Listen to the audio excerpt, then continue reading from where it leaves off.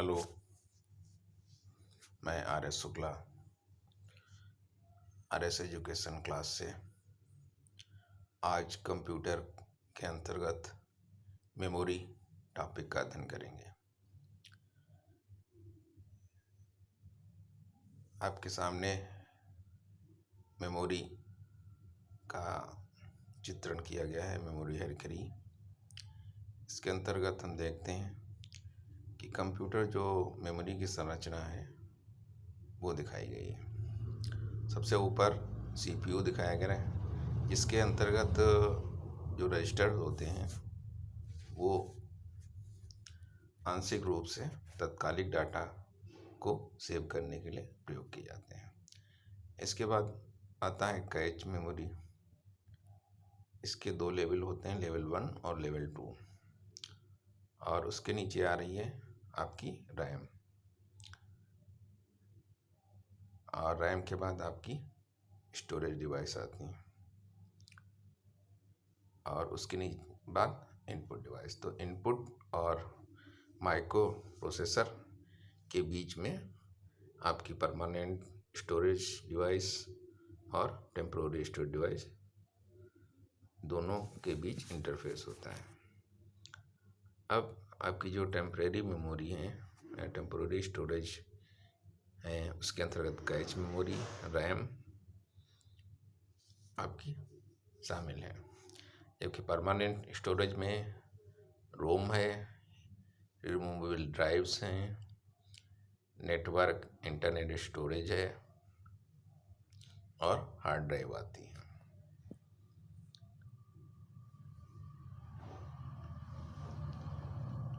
अब to take advantage of locality principle, computer memory implemented as a memory hierarchy.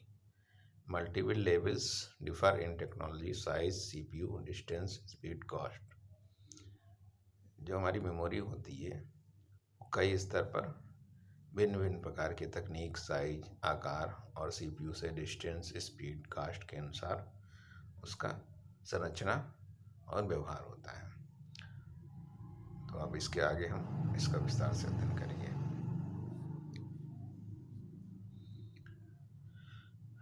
अब देखते हैं memory है क्या।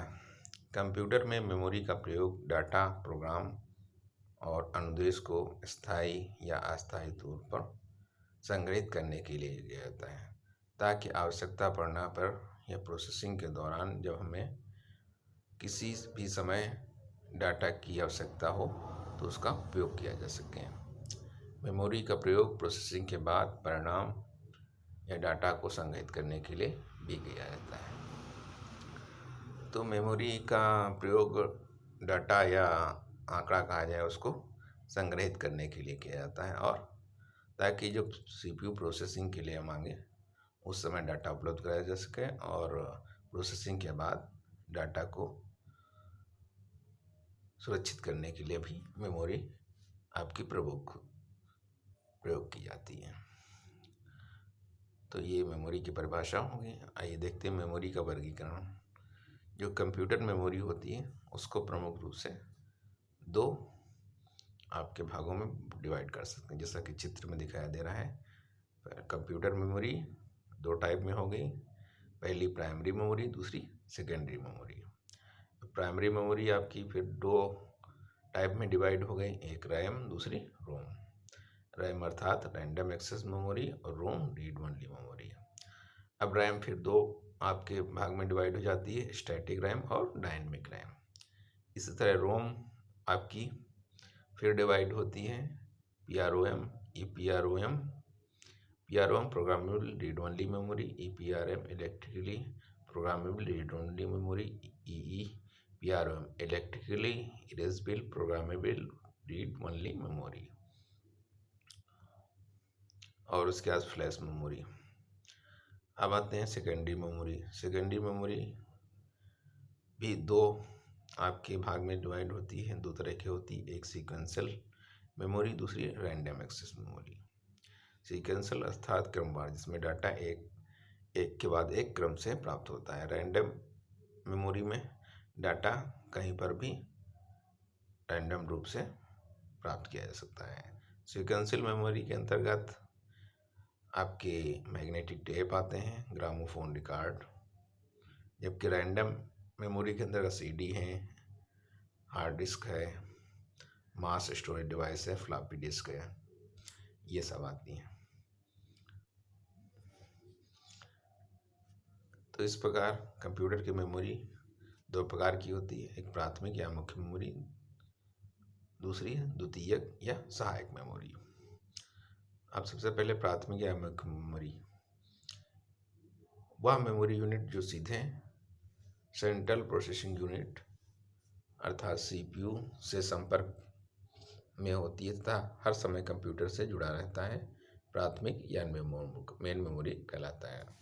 तो मेन मेमोरी या प्राथमिक मेमोरी वह मेमोरी होती है जो माइक्रो प्रोसेसर से सीधे जुड़ी रहती है और आवश्यकता पड़ने पर वो डाटा उपलब्ध कराती है।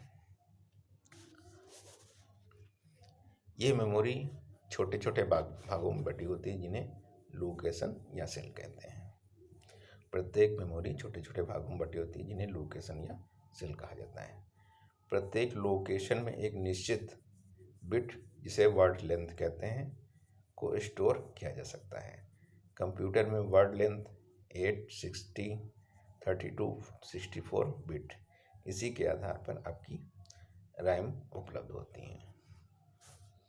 प्राथमिक मेमोरी मुख्यतः इलेक्ट्रॉनिक सर्किट का प्रयोग किया जाता है जो सिलिकॉन के बने होते हैं, अर्थात जो आपकी प्राइमरी मेमोरी होती हैं वो आईसीज होती हैं जिसको सिलिकॉन से की बनाया जाता है। अब देखते हैं प्राथमिक मेमोरी के अंतर्गत आने वाली कौन कौन सी मेमोरी हैं। पहली है स्थायी मेमोरी, जिसको नॉन वोलेटाइल भी कहा जाता है, जिसके अंतर्गत रोम आती है। दूसरी है अस्थायी, जिसको वोलेटाइल मेमोरी भी कहा जाता है, जिसके अंतर्गत रैम आती है। और तीसरी मेमोरी होती है कैच मेमोरी। आइए सबसे पहले रोम के बारे में पढ़ते हैं। नॉन वोलेटाइल मेमोरी, रोम का पूरा नाम है रीड ओनली मेमोरी। ये एक स्थायी मेमोरी है जिसमें संग्रहित डाटा व सूचनाएं स्वयं नष्ट नहीं होती हैं तथा उन्हें बदला भी नहीं जा सकता है। रोम में सूचनाएं जो होती हैं उसके निर्माण के समय में ही कंप्यूटर निर्माता द्वारा सेव कर दी जाती हैं और उसको बाद में परिवर्तित नहीं किया जा सकता है, केवल उसको रीड किया जा सकता है। इसके अंतर्गत कंप्यूटर की सप्लाई बंद कर देने पर भी सूचनाएं नष्ट नहीं होती हैं। रोम में डाटा डालने की प्रक्रिया बर्निंग इन द डाटा कहलाती है और रोम में जो भी सूचनाएं होती हैं वो परमानेंट स्टोर रहती हैं। अब रोम कई प्रकार की आती हैं। पहली है प्रोग्रामेबल रीड ओनली मेमोरी, जिसे पीआरओएम भी कहते हैं। ये एक विशेष प्रकार का रोम होती है जिसमें एक विशेष प्रक्रिया द्वारा उपयोगकर्ता के अनुकूल डाटा को प्रोग्राम किया जा सकता है। एक बार प्रोग्राम कर देने के बाद ये सामान्य रोम की तरह व्यवहार करती है, अर्थात पीआरओ में एक बार तो डाटा परिवर्तित किया जा सकता है लेकिन उसके बाद फिर उसमें डाटा को परिवर्तित नहीं किया जा सकता है। अब इसके बाद आती है ईपीआरओएम। ये भी आपकी पीआरओएम के समान है। इसमें जो डाटा होता है वो अल्ट्रावायलेट किरणें या पराबैंगनी किरणें के द्वारा इरेज किया जाता है, मतलब हटाया जाता है और उसके बाद ईप्राम को सर्किट से निकालना पड़ता है और इसे पुनः अल्ट्रावायलेट किरणों के द्वारा इसमें डाटा स्टोर किया जाता है। इसलिए इसे electrically programmable read only memory कहा जाता है।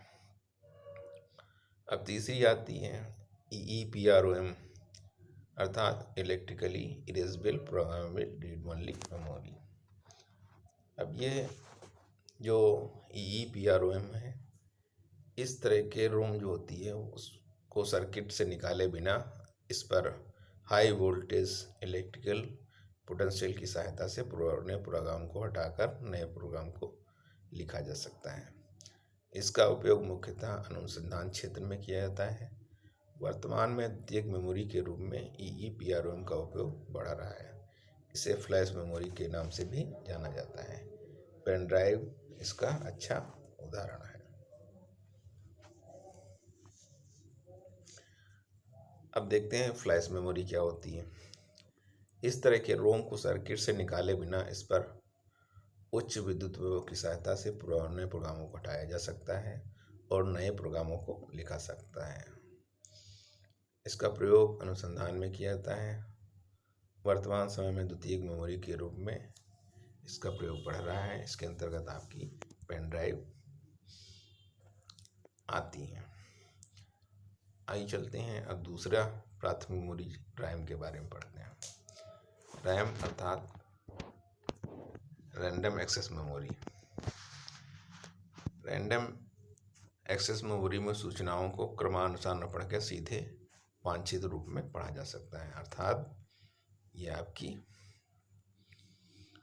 रैंडम एक्सेस मेमोरी है और ये अस्थायी मेमोरी होती है। इसमें सूचना एवं डाटा को अस्थायी तौर पर रखा जाता है, अर्थात जिस समय हम कार्य कर रहे होते हैं उस समय हमारी रैम मेमोरी एक्टिव होती है। इसमें संग्रहित सूचनाओं को बदला जा सकता है और कंप्यूटर की पावर सप्लाई बंद कर देने पर या डाटा सेव न करने पर रैम में जो संग्रहित डाटा होता है वो नष्ट हो जाता है। इसीलिए रैम को अस्थायी मेमोरी भी कहा जाता है या वोलेटाइल मेमोरी। अब रैम भी दो प्रकार की होती है, एक डायनेमिक रैम, दूसरी स्टैटिक रैम। स्टैटिक रैम में कंप्यूटर की सप्लाई बंद कर देने पर भी कुछ समय तक डाटा सुरक्षित रहता है, जबकि डायनेमिक रैम में ऐसा नहीं होता है।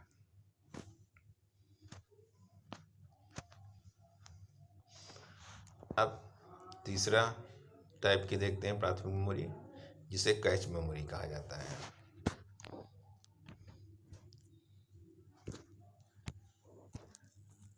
कैच मेमोरी क्या है? ये मेमोरी से डाटा प्राप्त करने की गति सीपीयू के डाटा प्रोसेसिंग करने की गति से कम होती है। जो सेकेंडरी आपकी मेमोरी होती है वो और सीपीयू से डाटा प्रोसेस करने की गति काफ़ी धीमी होती है, जिसके कारण मेमोरी और प्रोसेसर के बीच की गति में अंतर आ जाता है। इस अंतर को दूर करने के लिए कैच मेमोरी का प्रयोग किया जाता था। सेकेंडरी और जो आपकी प्रोसेसर मेमोरी होती है उसके बीच में जो गति का डिफरेंस होता है डाटा का आदान प्रदान के दौरान, उसको दूर करने के लिए कैच मेमोरी का प्रयोग किया जाता है। यह प्राथमिक मेमोरी और सीपीयू के बीच एक अत्यंत तीव्र मेमोरी है, जहां बार बार प्रयोग में आने वाला डाटा और निर्देश को संग्रहित किया जाता है। कैच मेमोरी की गति तीव्र होने के कारण प्रोसेसर की गति में वृद्धि हो जाती है और कंप्यूटर में डाटा का आदान प्रदान शीघ्रता से होता है। अब आइए देखते हैं द्वितीयक मेमोरी। द्वितीयक मेमोरी क्या होती है? द्वितीयक मेमोरी में डाटा और सूचनाओं को बड़ी मात्रा में संग्रहित करने के लिए प्रयोग की जाती है।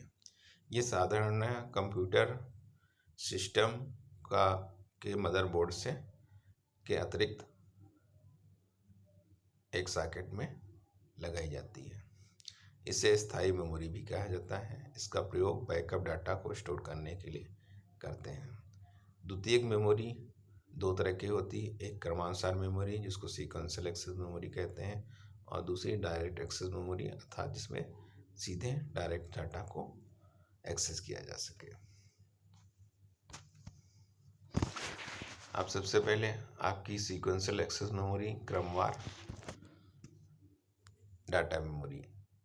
सीक्वेंशियल एक्सेस मेमोरी क्या होता है? इसमें वांछित डाटा को क्रमानुसार ही पढ़ा जा सकता है। जैसे पहले नंबर पे जाएंगे, उसके बाद दूसरे, फिर तीसरे। डायरेक्ट हम इसमें एक से तीसरे नंबर पे नहीं जा सकते हैं, इसलिए इसको सीक्वेंशियल एक्सेस मेमोरी या क्रमानुसार मेमोरी कहा जा सकता है। अर्थात इसमें जो डाटा होता है उसको हम एक क्रम से ही एक्सेस कर सकते हैं। इस कारण इस मेमोरी से डाटा को पढ़ने में समय अधिक लगता है। इस कारण इसका उपयोग ऐसी जगह किया जाता है जहां लगभग सभी डाटा को प्रोसेस करने की ज़रूरत होती है, जैसे कि रोल या बिजली का बिल बनाना। अब सीक्वेंशियल एक्सेस मेमोरी के अंतर्गत आपकी मैग्नेटिक टेप आता है। ये मैग्नेटिक टेप का है, एक क्रमानुसार मेमोरी का उदाहरण है। इसमें प्लास्टिक का एक रिबन होता है जिस पर चुंबकीय पदार्थ जैसे आयरन ऑक्साइड या क्रोमियम डाइऑक्साइड की परत चढ़ी होती है, जिस पर विद्युतीय हेड से प्रभावित डाटा स्टोर किया जा सकता है।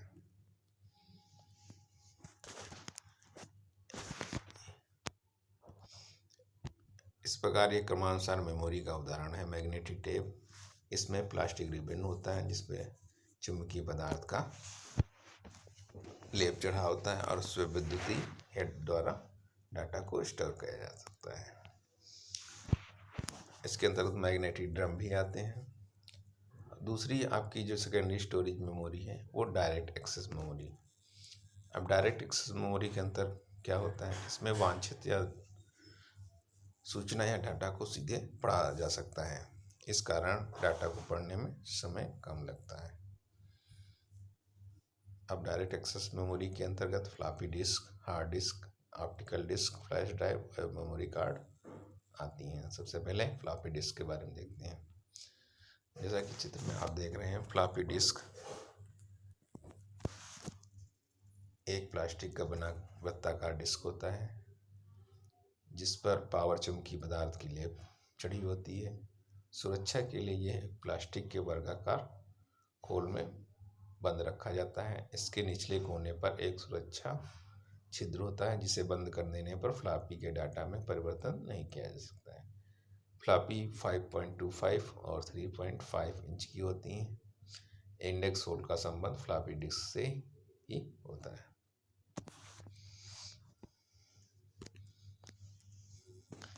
इसके बाद आती है आपकी हार्ड डिस्क।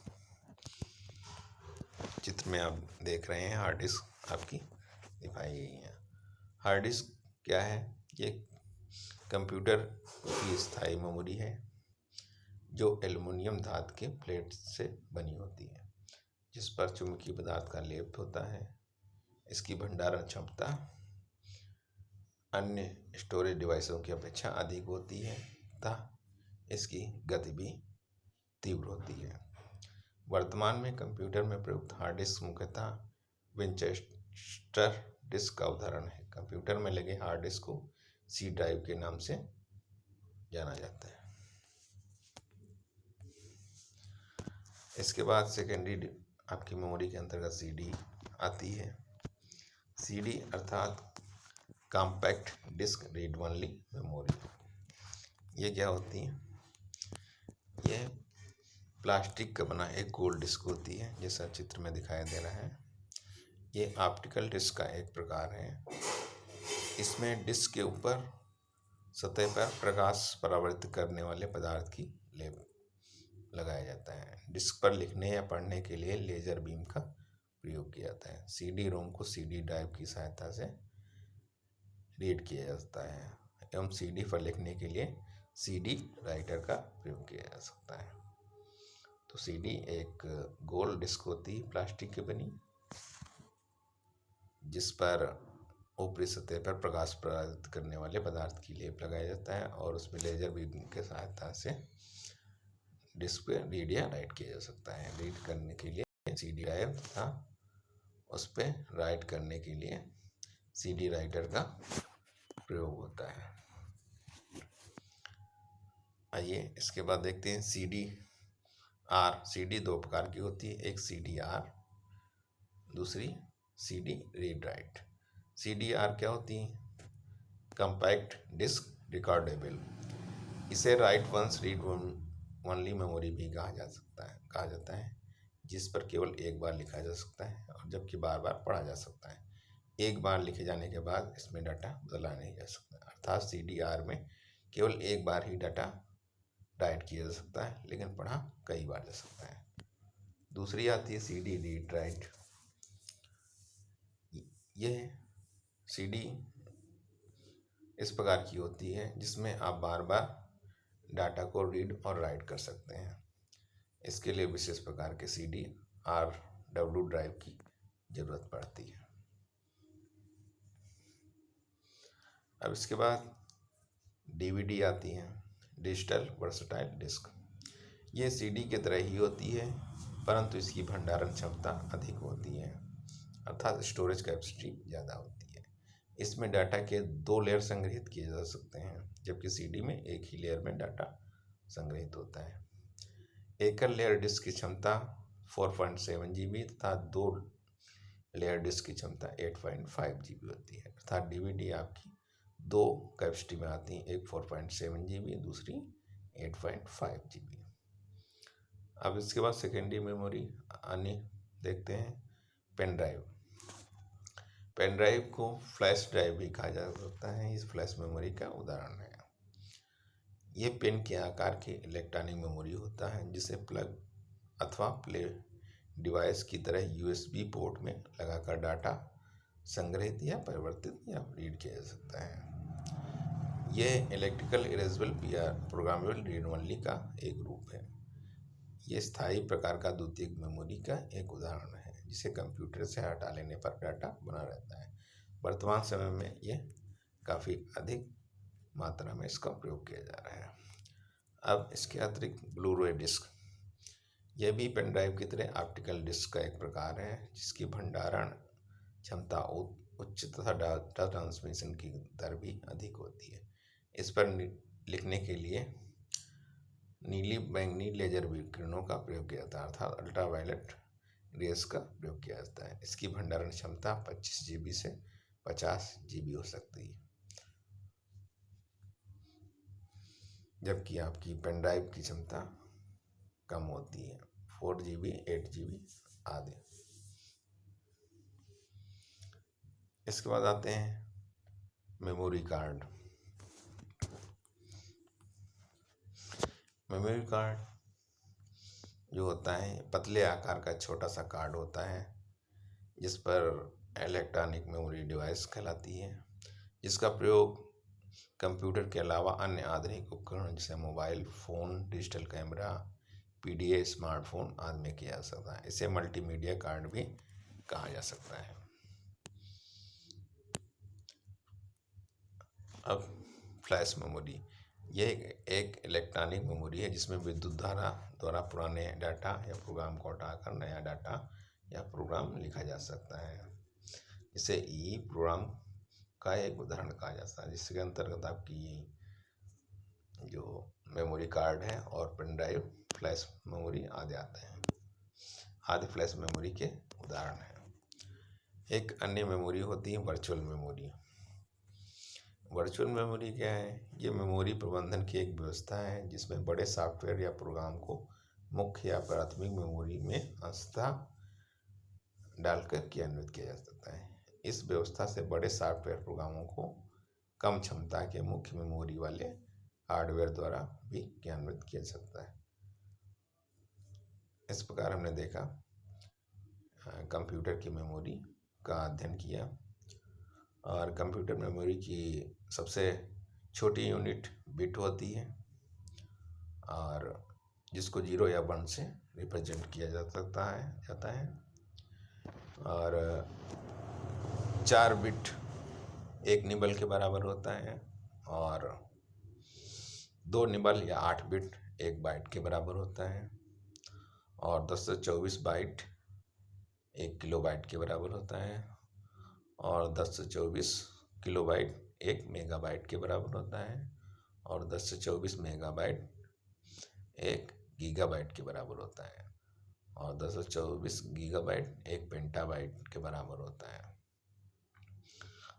और इसी तरह आपके टेराबाइट, फिर हेक्साबाइट आदि मेमोरी की आपके यूनिट्स हैं। तो इस प्रकार हमने आज कंप्यूटर मेमोरी के बारे में अध्ययन किया। तो आपको ये क्लास कैसी लगी? ओके, धन्यवाद।